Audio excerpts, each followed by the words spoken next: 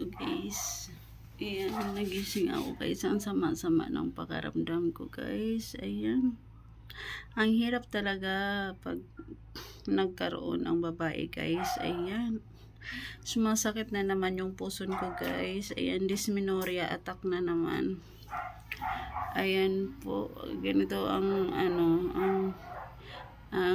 sa mga babae guys. Ayan po, ang hirap po maging babae guys. Nasa atin lahat ang ang hirap manganak. Ayan, pag nagkaregla tayo, ayan, pag may dysmenorrhea tayo guys, ayan po, ang hirap po, ang sakit ng puson. Ayan po, ganito po yung nararamdaman ko guys pagka meron ako, pag unang araw, ayan po, ang sakit-sakit ng puson ko. Ayan, namilipit ako sa sakit.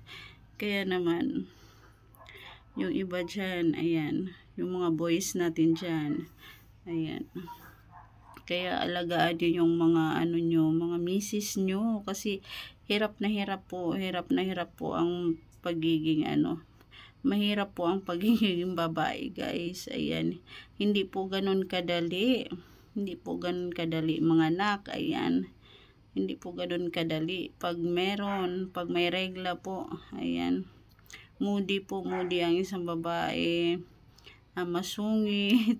Kaya minsan pagka galit yung mga babae guys, ayan, ibig sabihin meron yan.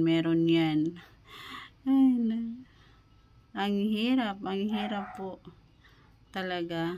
Kaya pagpasensyahan nyo na yung mga babae.